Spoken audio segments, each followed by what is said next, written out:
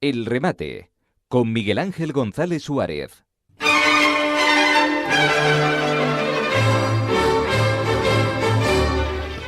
Bueno, durante la publicidad estaba debatiendo, no discutiendo porque no hemos discutido, pero sí confrontando ideas con Hugo Luengo, porque él dice que vienen tiempos de cambio y yo no los veo. Hugo, buenos días. Hombre, lo vienen, no tienes que ver más y empiezo por los últimos días donde no puedes abrir ninguna televisión sin ver que el monte se quema. Sí, eso está claro. El monte se quema y seguimos sumando catástrofes porque la gestión de los conflictos naturales no se pueden hacer con ideología.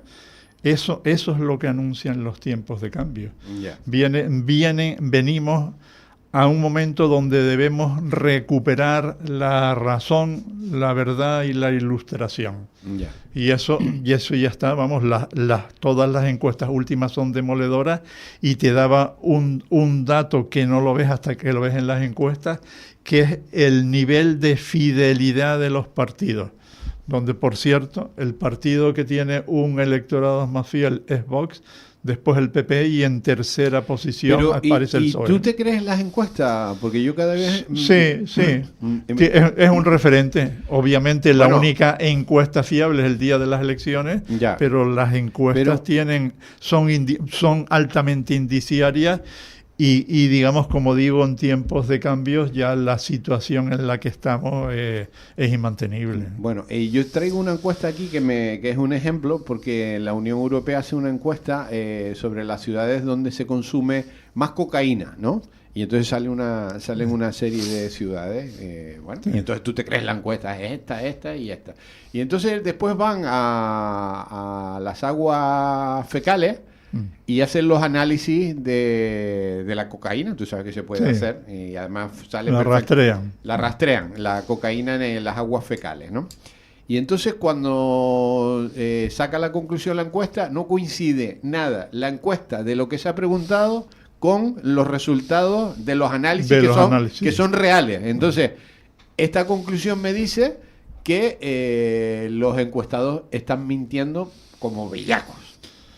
Bueno, en España ya estamos acostumbrados a que por lo menos los institutos de opinión pública, concretamente el que está a mando de Tesanos, que sigue siendo un cargo del Partido Socialista, nos sorprende todos los días con una encuesta que no tienen absolutamente nada que ver con el resto de las encuestas de los institutos de opinión, con ninguna de ellas, ¿no? Uh-huh. Y obviamente yo ya esa encuesta ni me molesto. ¿Y cuándo llega el cambio, Hugo?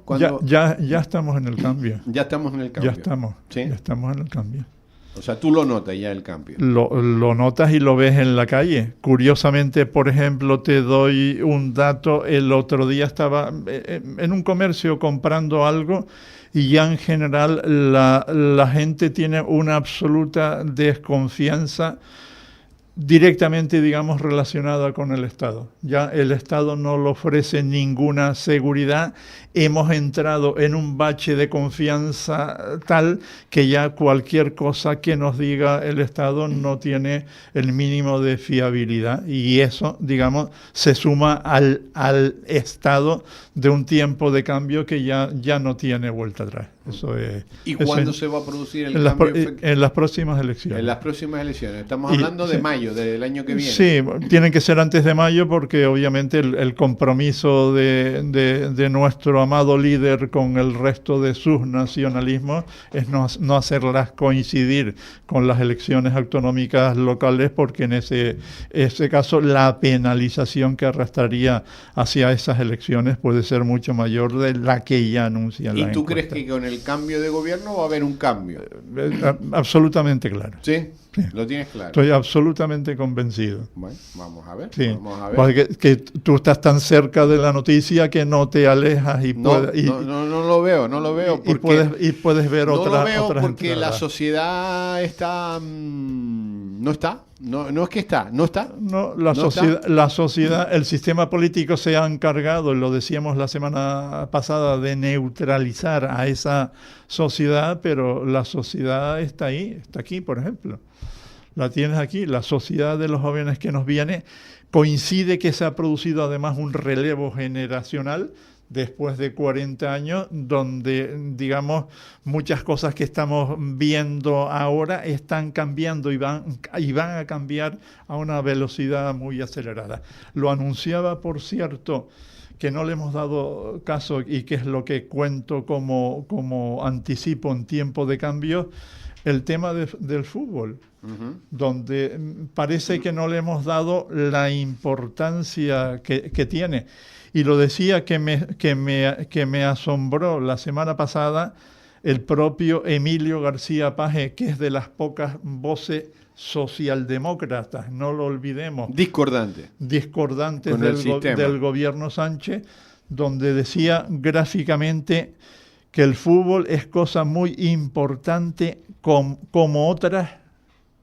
ejemplo de otras que lo son más. Ya. Y obviamente se estaba refiriendo directamente, digamos, a la política, y donde señalaba que cualquier éxito sostenido, refiriéndose al fútbol y a la política, tiene que estar soportado en el esfuerzo, en la constancia y en el talento. Hemos machacado a las clases medias precisamente porque hemos montado una estructura de poder donde el poder lo que pide es obediencia, pero no pide mérito ni se exige, cuando el mérito precisamente es el soporte de la escala social que permite que las clases medias prosperan. Eso es un atentado, digamos, contra esa realidad gravísimo, y precisamente es otro de los elementos que la sociedad civil española reclama, porque es el soporte de su esfuerzo y de su trabajo personal, y que precisamente, digamos, les niega una estructura política que ya, digamos, es imposible. Y señalaba otra curiosidad que me asombraba vista desde fuera, que curiosamente España es la única nación, digamos, en el fútbol, y luego vencedora, donde su himno carece de letra. Asombroso, también lo hemos hablado. Asombroso porque realmente en el mundo no está más que Bosnia-Herzegovina, Kosovo y San Marino, que no tienen letra. Y todas las demás tienen letra. Y todas las demás tienen letra. De las 48 que iban digamos, al Mundial, todos la tenían, y cuando llegaba a España con su himno, tatareaban no se sabe qué, porque desde luego la letra es imposible porque no está. Curiosamente, España, el himno que tiene, que es la Marcha Real de Carlos III, que fue Marcha de Honor, es el himno nacional más antiguo del mundo. Y que además, curiosamente, tuvo letra con Primo de Rivera en el año 27 y tuvo letra con Franco en el año 42. Y de repente desapareció la letra y aquí nunca está ni se la espera. ¿Y a qué se debe eso? Es un problema de nacionalismo. Bosnia-Herzegovina, Kosovo y San Marino tienen un problema parecido, digamos, de conflictos nacionalistas al interno que le impiden consolidar una letra. Cuando hizo el esfuerzo aquel anterior con el chapurreo de la letra de Marcha Sánchez, al final se enfrentó contra el mismo problema, que es que España no puede expresar en su himno nacional lo que es un deseo nacional, porque la nacionalidad la tenemos vendida. Imposible. Y bueno, y aquí señalaba otro tema que es igualmente importante, que Europa y Iberoamérica representan los dos modelos básicos del fútbol, el de equipo y el de figura. Ejemplificado en el partido final de España contra Messi, digo Messi porque al final todo el juego de argentino estaba vinculado a la figura de Messi, que no hay que negar que Messi con Pelé y Maradona son las tres figuras cumbres de la historia del mundo, eso está claro, ¿no? Y bueno, y lo decía referido al equipo, porque curiosamente el mejor equipo que jugó contra España fue Cabo Verde. Y sostengo esa teoría porque ejerció un sólido juego de equipo que por ejemplo no ejerció Francia, que jugó para su figura Mbappé, que acabó, claro, siendo pichichi del Mundial, pero que se enfrentaron a un sólido juego de equipo, el equipo de España, contra el cual no pudieron. Regreso a la política.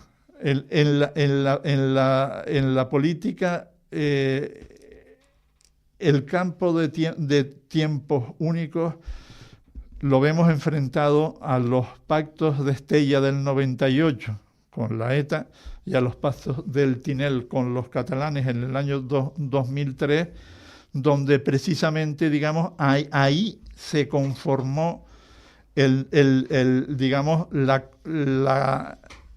la fuerza en contra del marco constitucional donde ambos, catalanes y vascos, pretenden cambiar el sujeto de la soberanía al margen de quien la tiene, que es la totalidad del pueblo español.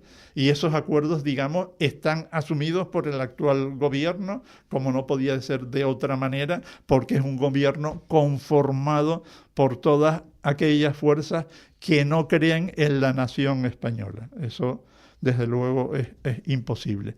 Y desde ahí doy el salto a una nueva hoja de ruta que cojo como referencia un documento último que acaba de sacar la Fundación Atenea, que no sé si la conoces, que es la que, digamos, lidera el ex de Vox, Espinosa de los Monteros, donde ha planteado una serie de medidas obligadas para el cambio que viene, para esos tiempos de cambio, donde obviamente vuelve a creer, como no puede ser de otra manera, en la economía de mercado, en la subsidiariedad para suprimir las duplicidades, triplicidades de la gestión pública, que hace casi todo imposible, entre otras cosas, los incendios, y luego procurar una sensata dimensión del Estado que está ya por su dimensión fuera de cualquier control económico.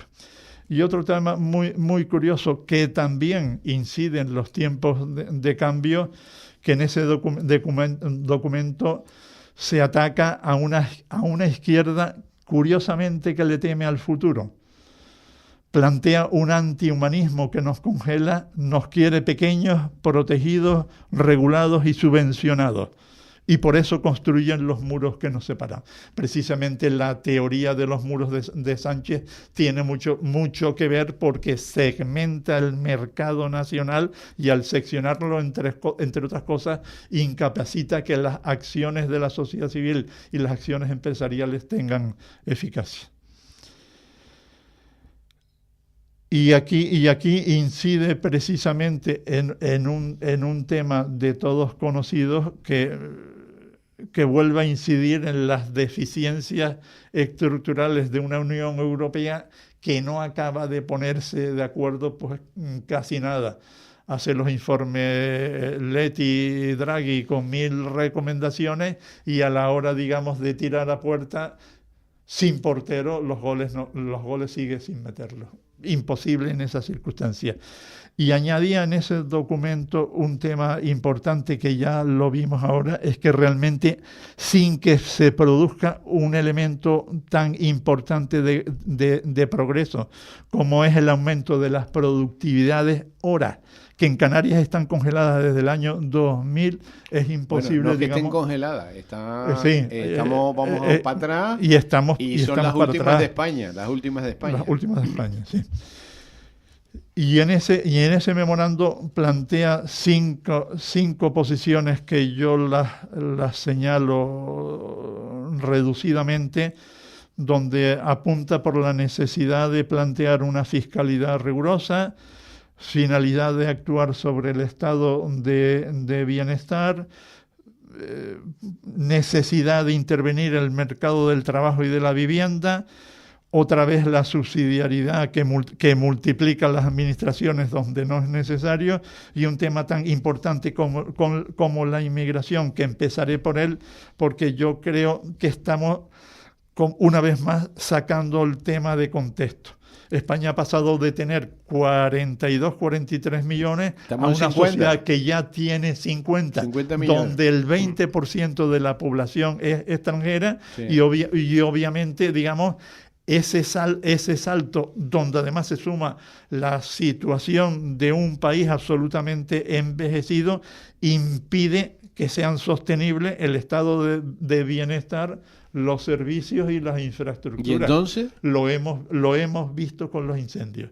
Obviamente, para retornar, para cambiar y volver al origen, es necesario una fiscalidad rigurosa, donde aquí plantea precisamente el estudio sustituir el actual IRPF progresivo por un potente mínimo exento y familiar, y aboga por un modelo tipo Irlanda con un IRPF en torno al 20% con deflactación automática.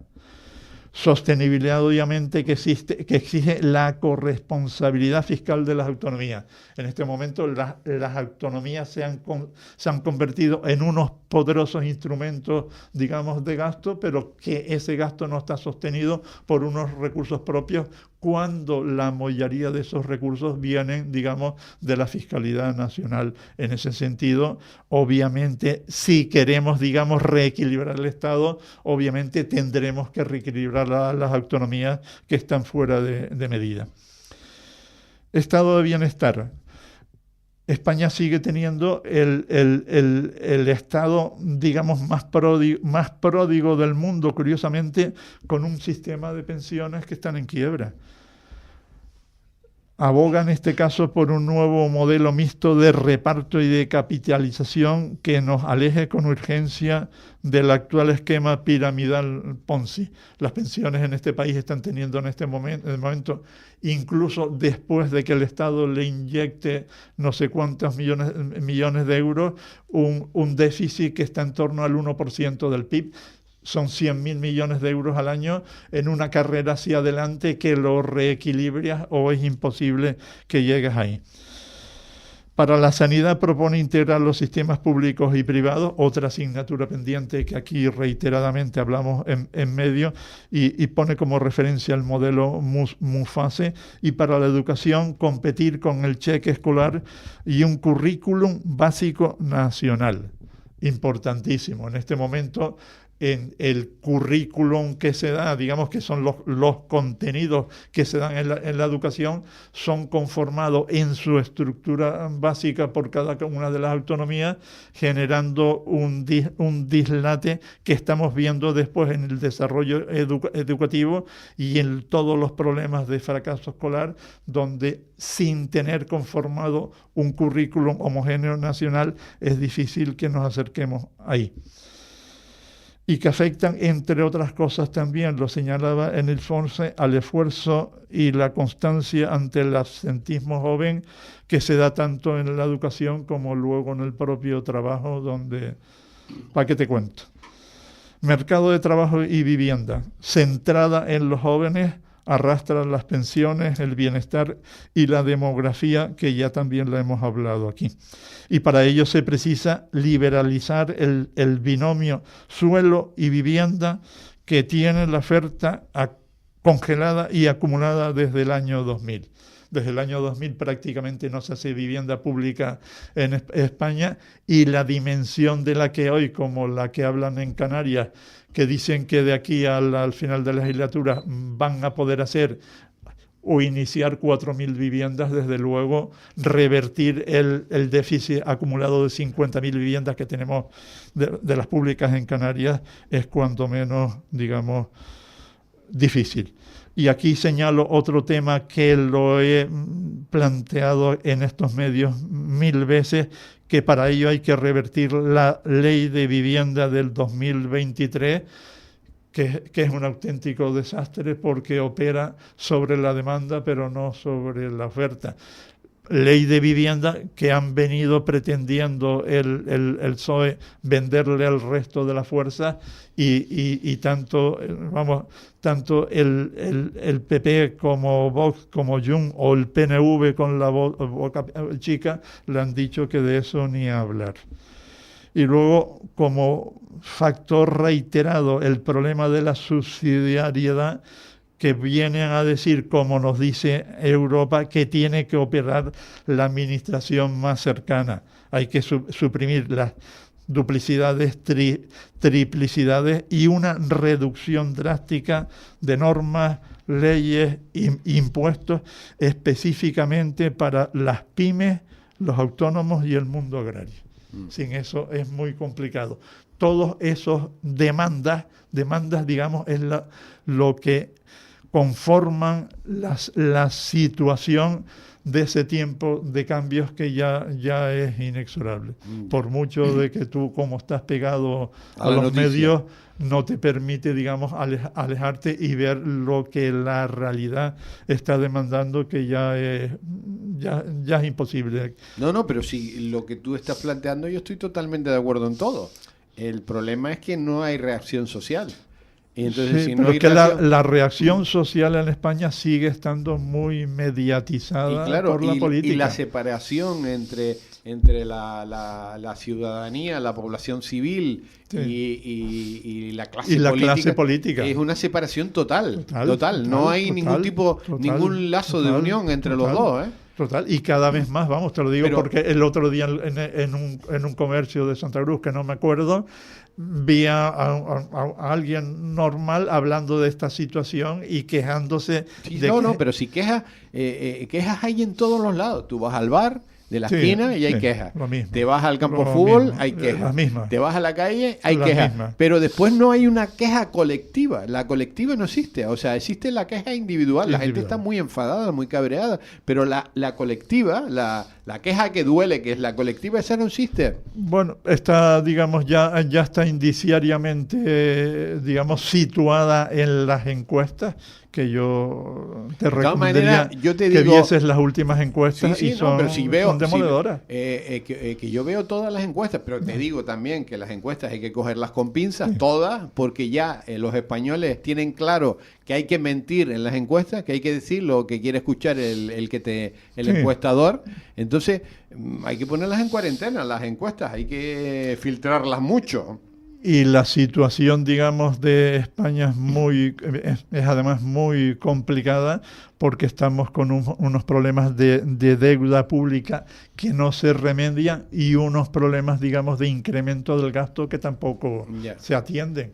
Y eso va... Pero siempre viene dinero, ¿eh? Siempre está entrando dinero. Los fondos europeos se acaban a finales de agosto. Hemos estado tirando de los... Bueno...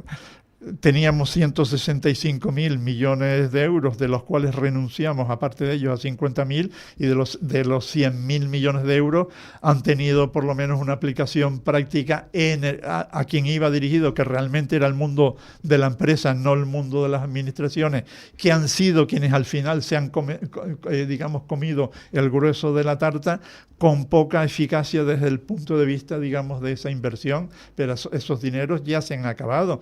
Dineros que indirectamente han permitido en los milagros de la caja única incrementar, por ejemplo, el gasto de defensa que tenemos, que lo hemos aumentado sí o sí, y donde curiosamente, por cierto, que leí esta mañana una encuesta, la mayoría, digamos, de la población española, de todos los partidos, están de acuerdo con el incremento del gasto de defensa, pero hay que pagarlo.